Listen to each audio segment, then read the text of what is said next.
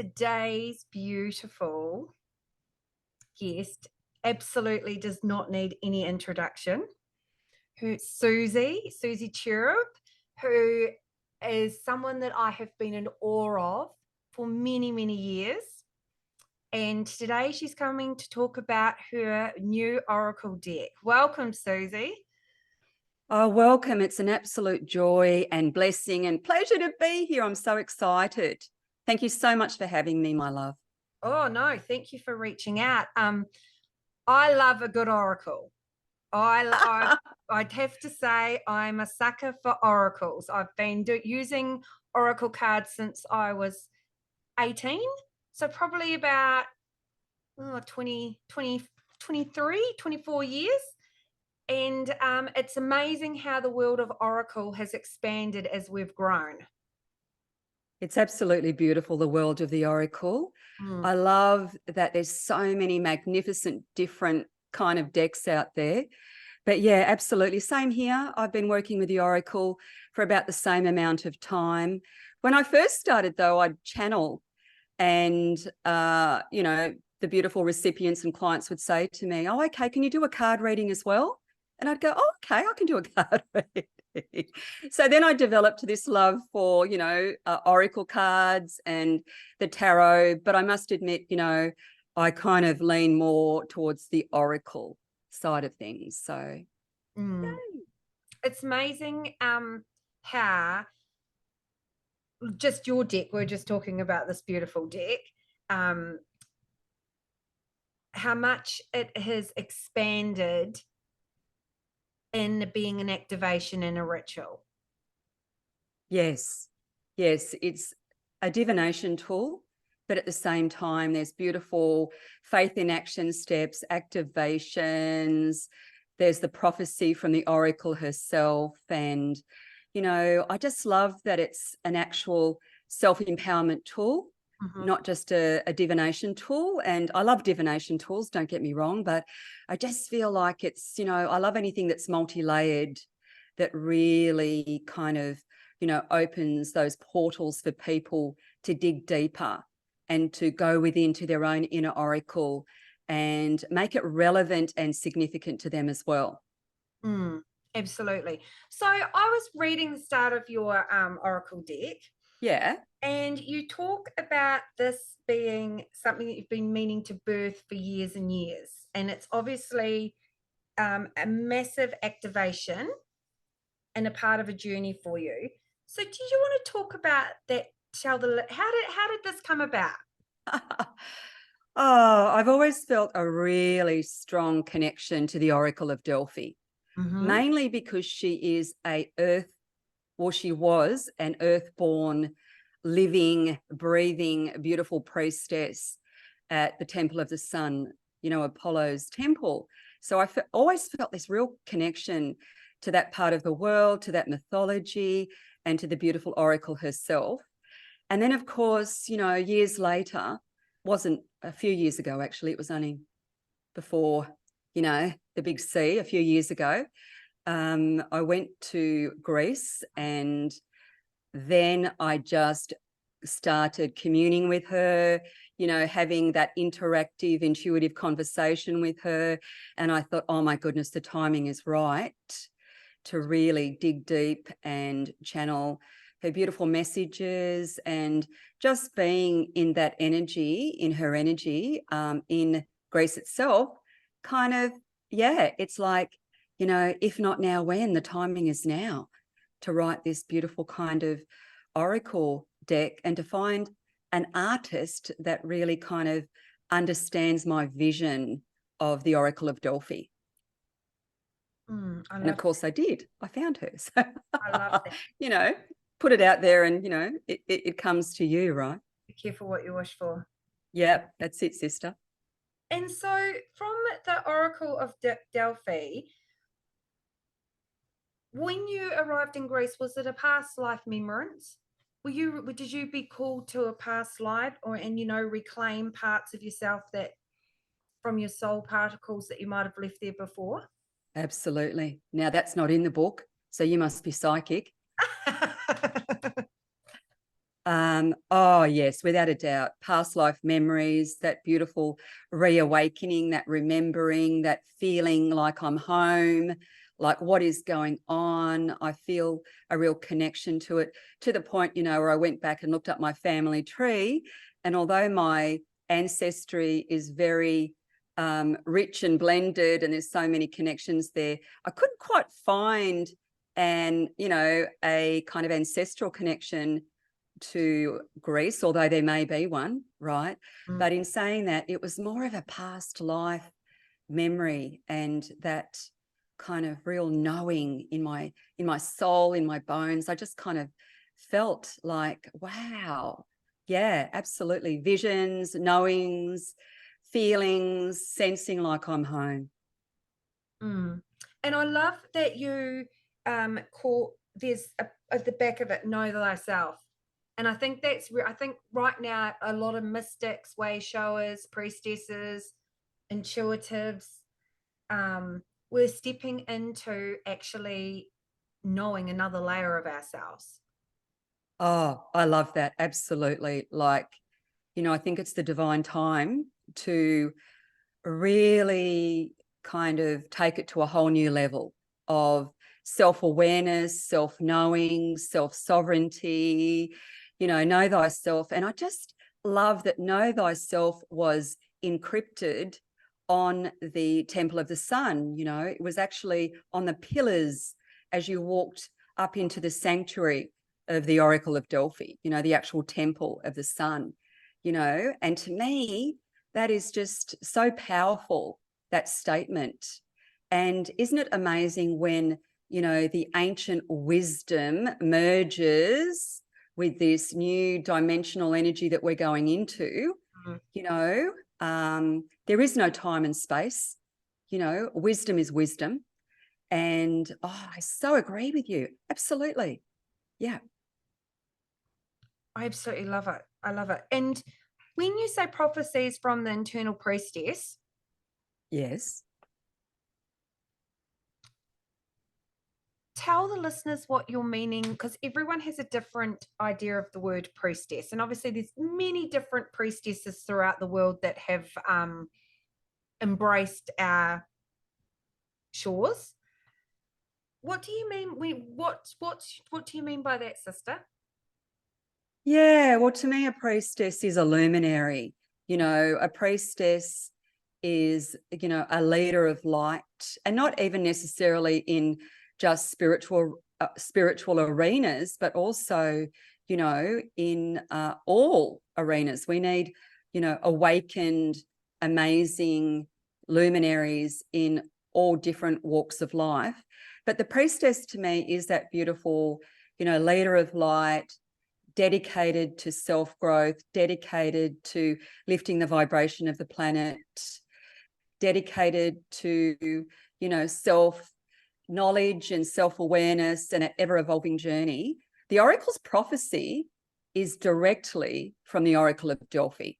So I was channeling the Oracle of Delphi, and yeah, there was more than one Oracle of Delphi too, by the way, but there was a really, really famous one that seemed to get all of her predictions very right. They were accurate, and that, but there was many oracles of Delphi. So it's more of a position, a revered position. Yeah. So the oracle's prophecy is more me channeling her prediction. The priestess, and of course she was a priestess, to me is a leader of love, a leader of light, someone that understands that it's an ever-evolving journey. You never really arrive. No. Know thyself is a lifetime journey. So, that humble, beautiful kind of devotion to spirit of this ever-evolving journey. Yeah. And I think that's really important, when we start to look at that ever evolving journey and start to make our life like the living prayer, the moving and flow of the living prayer, of we are the living prayer. I just got tingles. I love the living prayer. Embody it, be it, through osmosis, through the ripple effect, focus on your own spiritual being, and it ripples out. And, you know, I love that, a living prayer. I really love embodiment work. Like even in the booklet, there is that whole body prayer, you know, that I do each morning and each night, usually at sunset, usually at sunrise, that, you know, that embodiment of spirit, you know, be it, walk it, you know, I know you do, like, you know, walk your truth, you know, it doesn't mean you walk around being, a spiritual guru the whole time. It just means that, you know, you have beautiful spiritual practices that bring you home to your own wisdom, to your own beautiful temple. Yeah. And I think that's really important, what you've said, because embodiment,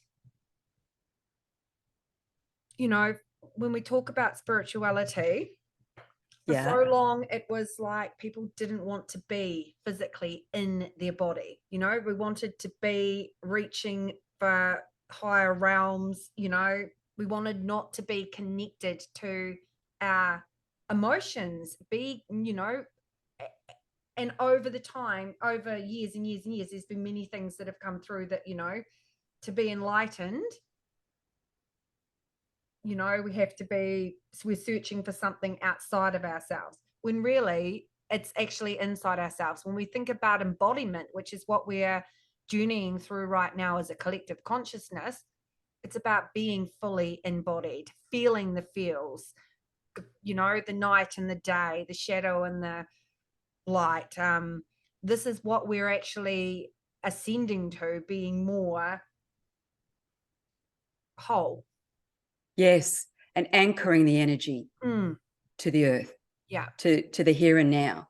You know, when I first started on my spiritual journey, I'd go to these beautiful trance-like meditation groups, and, you know, we'd fly out of our body and it felt amazing. And we'd go off on these beautiful astral kind of trips, and, you know, it felt kind of wonderful. But really, you know, it took me a while to realize that the important part is, you know, anchoring it into the here and now, and doing that beautiful embodiment work. And I love that you brought that up. Absolutely. You know, and I was so disconnected from my body for so many years.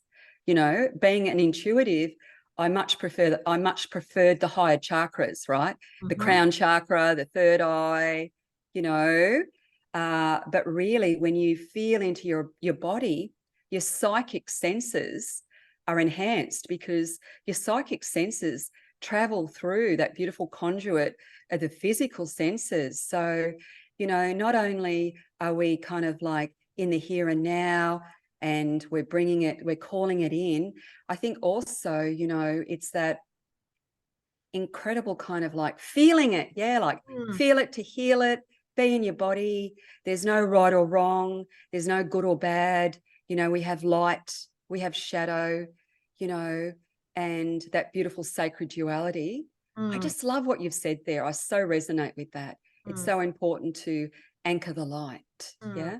And I think that's what we're learning right now more than ever, is how can we anchor more light into the world, and how can and recall back our soul's residence. And I think this is what you've done here beautifully with this oracle deck. Oh, thank you. Yes. It has the most magical vibration to it, that and it's expansive. It's expansive energy of where the collective is heading in its soul particles, is what I want to say. And I think that's really important, because I love that. It's like an opulent energy. Yeah, that's what it and feels why like not? to me. That's what it feels like to me. Why not? You know, like, I think we're healing the wounds of, you know, you have to be poor to be spiritual, you know. I think it's important we've got to stop that one. We've got to stop that crazy crap, right? Absolutely, you know, like, you know, I think we're kind of dissolving all those soul contracts that we had in regards to, you know, that kind of, I think, yeah, you're right. We've moved on from that, thank goodness. But yeah, it's really important to me that the deck felt lush, opulent, sacred, you know. I'm very tactile because I'm very clairsentient. So I love, you know, an oracle card to feel like that, you know, velvet of the night sky, that suede, that kind of beautiful quality. I love that, because the Oracle of Delphi, so the Oracle of Delphi was the priestess, but she was also, it is also a temple, a sanctuary. So it gets very confusing. And then the Oracle is an actual card deck as well. So, and then I call myself an Oracle. So I think that's what you were getting at before, you know, in regards to what does that mean? You know, it can mean so many different things, but I think because the actual sanctuary of the sun, Apollo's temple, was golden. It was actually encased in gold. The statues that they thought were living, that had living energy, by the way, the statues were encased in gold. So it had a very opulent, lush, you know, that kind of luxe kind of feeling. So it made sense that the cards had that kind of same opulent, sacred kind of tactile feeling. So when you mentioned that, I thought, oh, I love that you've picked that up. Yeah. And I find it fascinating. Well, not fascinating but you know, we're moving into the solar rays, the sun. Oh, yeah, I know. And I know that you and I both love elemental magic and, Mm. you know, the energies of the earth and the cosmos. And you're absolutely right. It's like the Water Temple Oracle came out, you know, when there was a massive energy of water. Unfortunately, the floods, but also, you know, that beautiful cleansing and clearing of the earth. Totally. Yeah. And you're so right. You know, the solar rays, you know, that beautiful energy. I'm a moon lover, but I'm also a sun lover. And I really feel like, you know, energetically, the solar rays are coming through very strongly for us at the moment, burning away old paradigms, old ways of being that no longer serve us. You know, let's burn away the old way of thinking and come into that unity, that collective consciousness. Yeah, and it's Yeah. just the soul. When I feel of it into the solar rays, and this being a sun temple, you know, the sun temple, it's very much for me about everything that you just said, but it's also about bringing more light, right, rising our consciousness into more of a higher frequency of light consciousness, of actually us, unified consciousness. Everything that you shared, like we're moving into where some things, you know, took years for it to have the ripple effect. It feels like now everything is just on steroids and on fast forward. There's a quickening. Yeah. We've had a few years of crumbling. Yeah. And with the crumble, with the breakdown, which is really a massive breakthrough, although we're not there yet, but we're getting there. You know, there is a quickening. I absolutely agree with that. And lifting that vibration and calling in the light and being conduits and channels for the light. And when I say the light, you know, I also mean, you know, sacred duality as well, but it really is like raising that vibration. So exactly, you've got it. You've got it. That's it. Love it. And with this deck, gorgeous girl, for Yeah. someone that's new to the whole world of Oracle that's listening to this, Yes. because there will be some of those beautiful divine humans that are becoming curious, what would you say to them?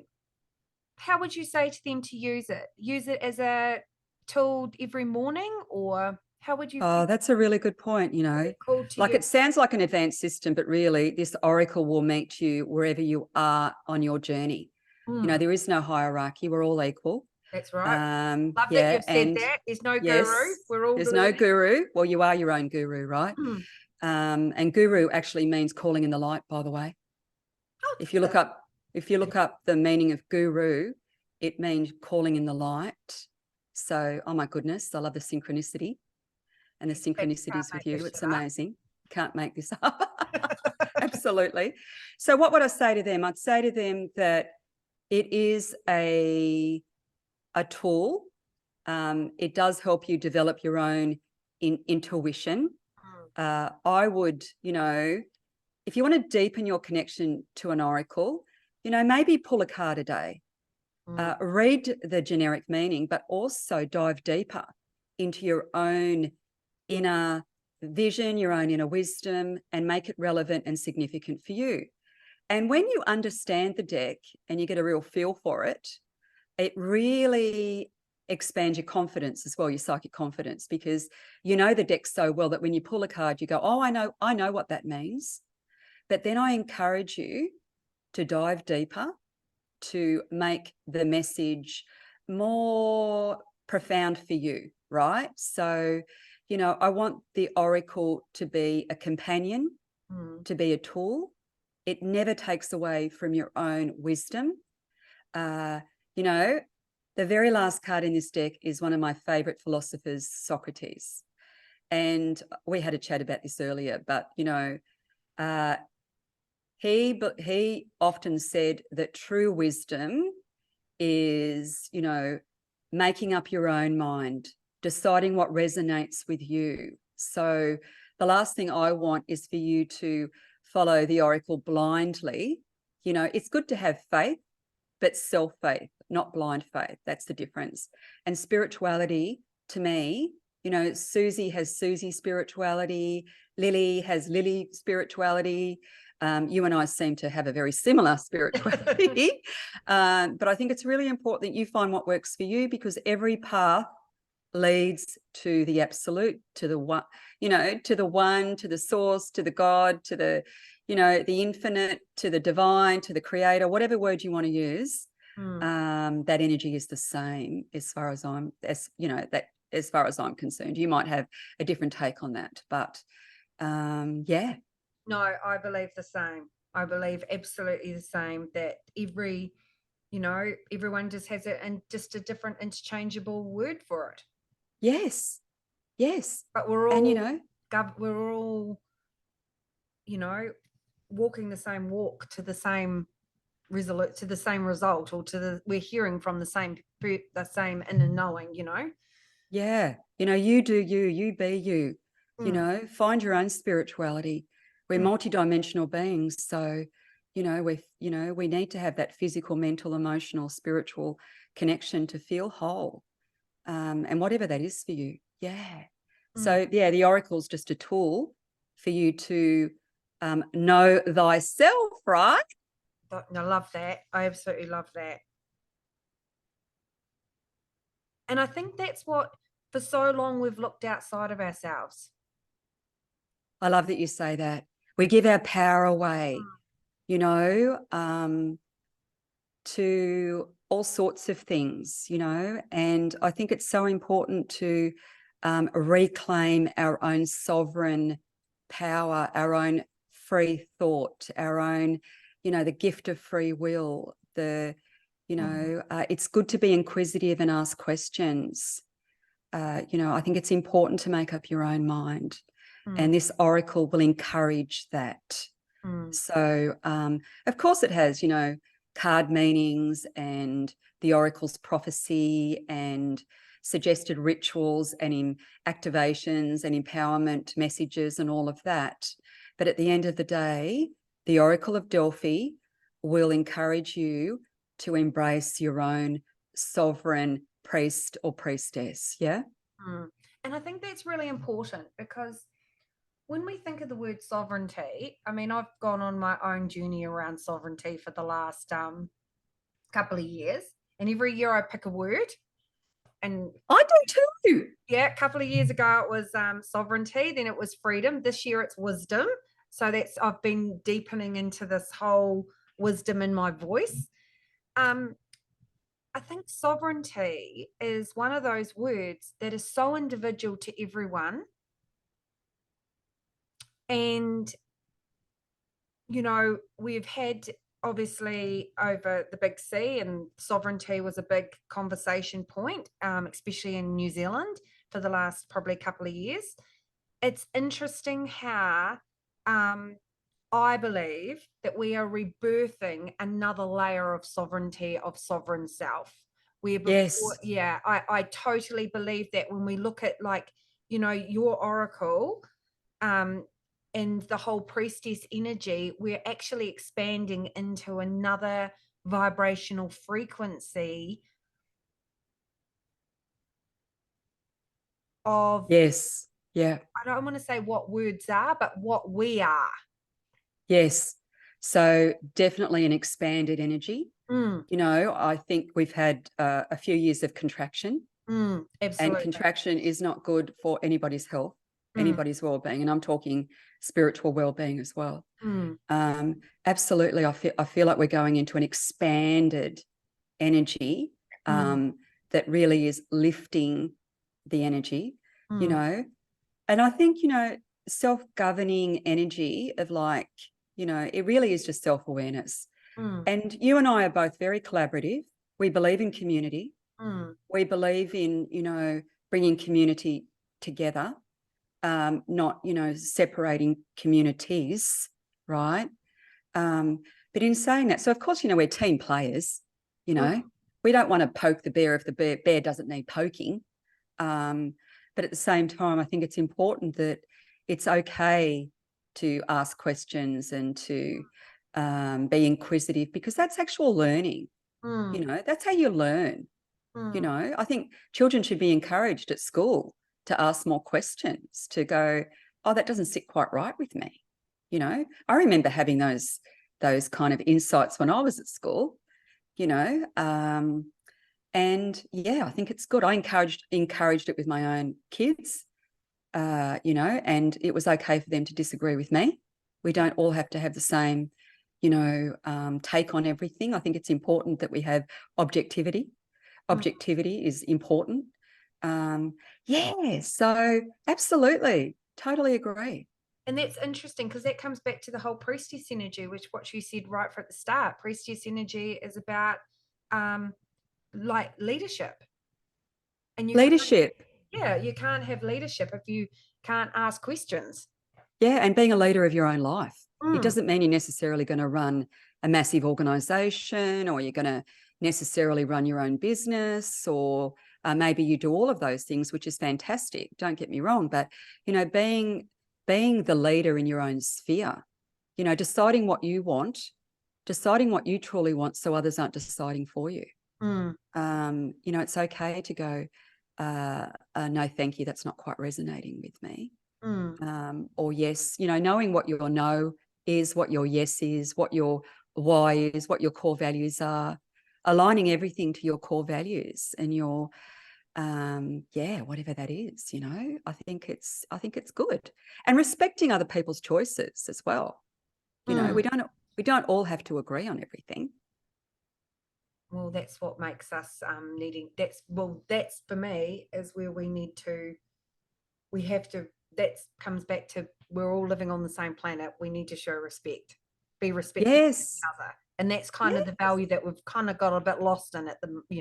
It's got a bit like, yeah, okay, Anything that creates separation is that low vibrational, and that's why it really irritates us so much, because you know, our soul knows that we are truly one, you know, totally, scientifically, spiritually, you yeah. know, we're all one energy, but for some unknown reason, as humans, there needs to be borders, separation, I know, isn't it you crazy? know, whatever it is, right? Mm. Yeah. Um, I'm curious to know what's your favorite card in the deck? Ooh. What's Oh, your do you know, my favorite adult card? children laugh at me because I always have a new favorite, by the way. Like, I have a new favorite deck. I have a new favorite card. Uh, yeah, that's a really good point, because, yeah, isn't it funny that I can't answer that? Oh, do you know what it is? It's like your children. It's hard. You know, with your children, you say, oh, I don't really have favorites. It's that kind of, they feel like my children. So it's Yeah. like when you ask that question, of course I have a favorite on any given day, but it's like, oh, which one would that be? Last week it was the devotee, because it's on the back of the booklet. Mm, And I kind of love that self-devotion, mhm, like, you know, that beautiful kind of self-dedication. I mhm. love that energy. So that was kind of a card that really jumped out at me. I really resonate with the mystic, because I see myself as a modern day mystic. And Oh, do you know what card I really absolutely love? Is the Love Maker card. Oh, You I know, love the picture for that. I I love love her. I love her. She's actually a friend of the artist, Briley. And I think she's got beautiful Indonesian heritage. And she's just so vivacious and voluptuous. And I want to use the word juicy because it's kind of like a juicy card. And it's the Love Maker card. And the little kind of catchphrase is, a loving heart is the ultimate form of wisdom. Expressing, attaining, and exemplifying love brings an unending cycle of ecstatic bliss. And it's just, I love the big orange kind of bright red rose and the light codes and the beautiful serpents and the golden energy coming in. And yeah, I think that's probably my new favorite today. That's my favorite today, the Love Maker. And I'm also curious to know, because I'm being told to ask you this. Yes. What was the card that came through as the biggest surprise for you to channel? That was the hardest message for you to receive? Oh, Or the gosh, most you ask good challenging? questions. Or the most You challenging? ask such great questions. The most challenging one. Hecate comes to mind, but I adore Hecate, by the way. Hecate comes to mind because, you know, I think at the time I was having my own crossroad moment, my own decision-making, you know, which way do I go? And then Hecate came through and, you know, being that beautiful torchbearer, you know, and what she'll do is she'll make you dive deep into your shadow and release any limiting beliefs or fear, or she'll help you alchemize that. So yeah, that was probably because when I write an oracle deck, I go on that spiritual journey myself. So some cards are harder to write than others.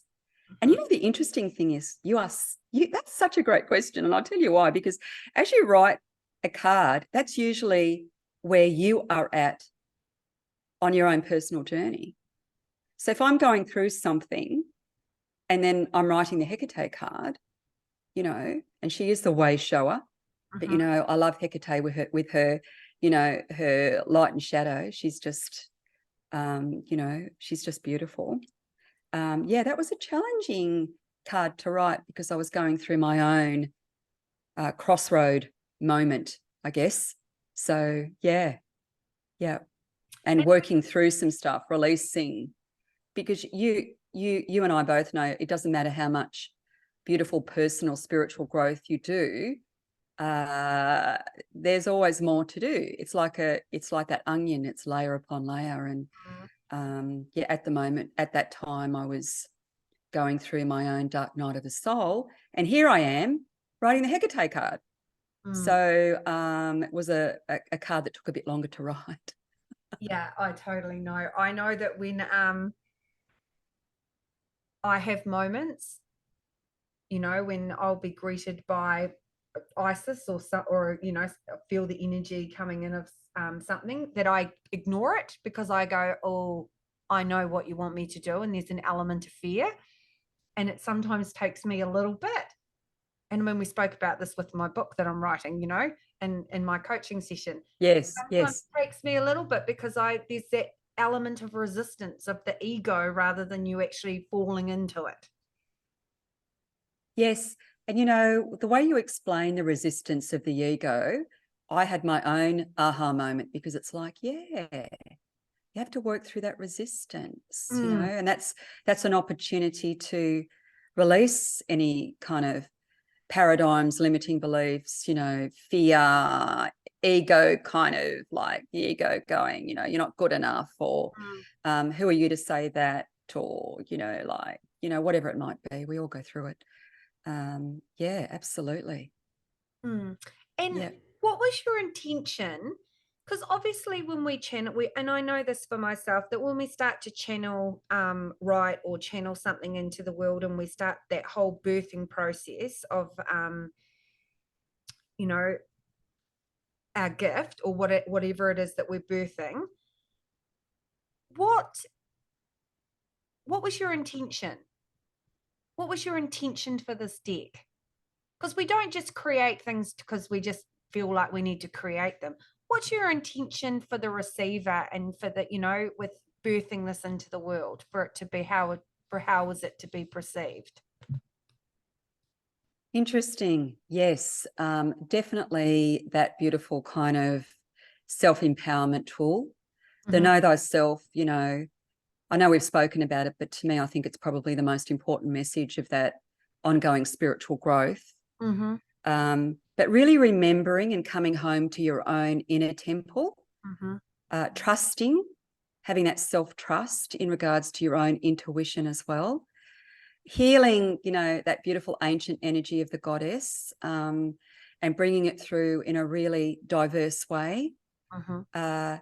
And it is, primarily a goddess deck, but there's also the beautiful awakened sacred masculine in there too, because I think it's important to have that diversity. I love bringing through the divine spirit guides in a way, where they're not all just, they're all of different ages, different sizes, it's very diverse too. So for me, it's important that it comes through with diversity, Mm-hmm. and everybody can see themselves within that deck too. So I guess I'm one of my biggest higher purposes, I guess, is kind of like bringing people together in regards to that beautiful diversity and unity, that unity message as well. I think that's important. But for the individual, it's more enhancing your own wisdom, your own intuitive gifts, opening up portals of your own spirituality, if you like. Yeah. But also, obviously, too, what I love about the Oracle, ask a question and you'll get an answer. Mm. I much prefer doing psychic readings, and I still do them today, where people have a question. And if people ask me a question, this is how I know. This is how I know it's past life memory. Because when people ask me a question, I will get a direct answer. So if someone was to say to me, okay, what's the timeline on that? It's hard to pinpoint time exactly because time Mm-hmm. is an illusion. I get it. But if someone was to say to me, okay, is that going to happen in, this year or next year? I'd go, well, it's not days or weeks. It's not years. It feels like months to me. I'll get an answer. And I actually like that way of doing things in regards to being a psychic. I love it when people have an intention of focus, but actually ask a real question. Mm-hmm. And go, I will get an answer. So this oracle, ask a question and you will get an answer. And then the priestess will encourage you to dive deeper and make that answer more relevant to where you're at on your own spiritual journey. I love that. I absolutely love that. Because for so long we don't take, I've always said that this year is the vibration of spiritual maturity, self-responsibility, and us deepening into our knowing. And when you just said what you said, that just screams that vibration to me, where we're starting to deepen into our own sacred practice rather than look for solutions out here. Yes. So mote that be, I tell you, that's so beautiful. Mm. Absolutely. I think the timing's right to really step into your own light of love, to decide what really makes your heart sing. It's more potent if you can feel into it. If it doesn't feel quite right, it doesn't have that potency. I think it's important to, of course, all spirituality has some form of storytelling or dogma or whatever you want to call it, right?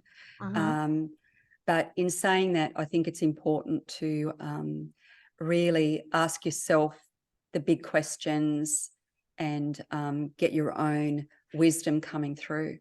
And the priestess will teach you that, because she had a cohort of priestess sisters. She wasn't on her own. She had a circle of sisters, and everyone was equal within that circle. Everyone had wisdom to share within that circle. Everyone's wisdom was relevant and important. Mm. And then, of course, you're going to love this. Then she had a cohort of priests that their only job was to support the Pythia, the oracle of Delphi, the priestess of Delphi, and her gorgeous sisters. So that was their job. They would support her, look after her, make sure she had everything she needed. They were there for her. So it was a complete reversal to what we're used to. Which is where we're getting back to. Yeah, and it doesn't mean that they were, inferior or they had an inferior position. It meant that their devotion was to the oracle of Delphi. They looked after her. So it's like the sacred masculine supporting the divine feminine in an equal way, not in a kind of a, I don't know. I just feel that, I love bringing that energy through too, because I think it's important for little girls all over the planet to feel like the holy child, to feel, important as well. Because, a lot of mainstream religions, and there's nothing against them, but the holy child is always that little boy. You think Jesus, Muhammad, Krishna, beautiful, beautiful, but they're all gorgeous little boys, right? I think it's important that, the sacred, beautiful goddess, the feminine, is brought up to be in alignment so that we have that beautiful sacred balance. And it's happening. It's still not quite there, but it's happening, and there's a quickening, as you said earlier, which I love, that quickening. Yeah. Definitely. So what other projects, sister, are you birthing into the world? Top secret projects. I think I probably told you. Not really. Like I've got, how I said to you, I feel a real strong connection to the moon. I've got, I'm working on a project at the moment that is that beautiful moonology, that beautiful lunar divination, working on a beautiful kind of enchanted garden type project, and which is, you know what it is, it's all these different aspects of myself. I think, with creatives, it's so important that you create what really sings to your soul, because it will always be far more powerful if you do that. If you try and rehash what everyone else is doing, or and of course we all get our information from the same collective, higher mind. I get it, but what I'm getting at is, make it really unique to how you bring it through. So working on lots of really juicy, sacred, beautiful projects. I love collaboration. I love co-creative energies. I love working with others. It's really important to me that I do that. Relationships aren't always easy, but together, everyone does really, truly achieve more. So it's about coming together and, creating and birthing beautiful kind of collaborations out into the world. And it's my way of doing my little bit to lift the vibration, Yeah. Oh, you definitely are lifting the vibration, sister. As are you, my love. There's no as are you. about that. So for those that are listening, how do they get their hot little hands on on one of these decks, sister? Yeah, well, it's hot off the press, so it's newly released. It will be widely distributed and progressively all over the globe, and but at the moment, the best way, the most reliable way, is actually through the Blue Angel website, which is my wonderful publisher. They're so supportive and amazing. And yeah, that's probably the best way to get your hot little hands on it for now. Although I spoke to a beautiful French client that ordered one from here, and it hasn't even made it over there yet, and it will. And, fingers crossed, and it usually does get translated into French as well. So, so at the moment, eventually it'll be in, Big W department stores, it'll be on Amazon, it will be on Booktopia, it'll be on all, you know, I like all the little kind of local esoteric shops too. I love going to all the little local esoteric shops we've got, and, you know, making sure that, you know, yeah, I like to kind of, I love going into all the little shops too. And yeah, so it's widely distributed, but it is early days. So you might have to just kind of look on Blue Angel for now. Yeah. Awesome. Sister, before we end our beautiful call, I'm going to throw you under the bus. I'd love you to pick a card for the readers. Oh, I'd love to do that. Yeah. I'd love to do that. So I'm just shuffling these cards now and just infusing these cards with golden solar rays. Let's call in a collective message that will be uplifting, transformative, and relevant to the here and now. Just shuffling, taking a card from the top. Oh, beautiful. You're not going to believe this. This was the card today that was on my Instagram. Oh, wow. So isn't that interesting that she's coming through so strongly, not just for your beautiful listeners, but also for, yeah, she is the advocate. The words are reconcile, uphold, adjudicate, and balance. And it's beautiful goddess Themis. Isn't she gorgeous? And she's got the scales in one hand and her golden sword of light in the other. She's standing in the most magnificent portal archway. She's got the most magnificent roses and a beautiful kind of temple to the back of her, and that gorgeous golden light coming through. And I really feel like the collective message is standing in your own divine light and, you know, deciding what you truly want in life, and also having the courage to speak up for, you know, for causes that really make sense to you. You know, it's important that you speak your truth as well.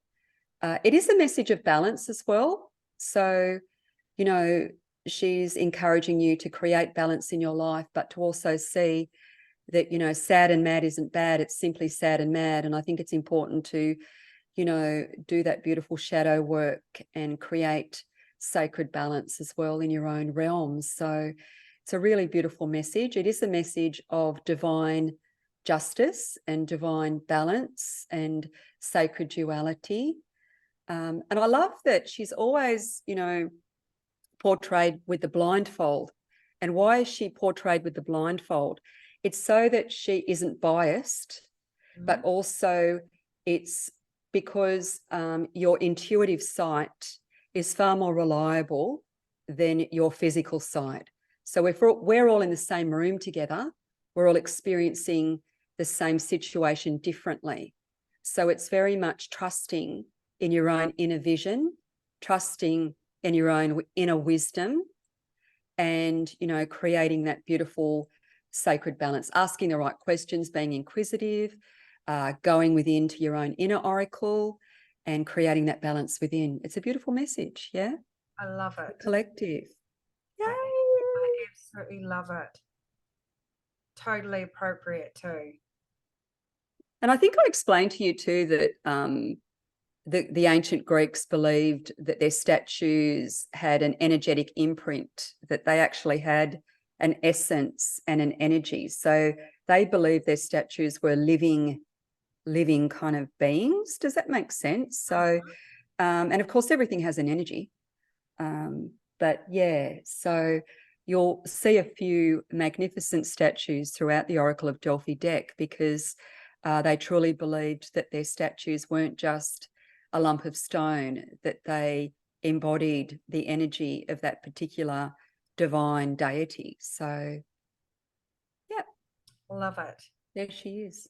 Yeah. That is such a powerful card.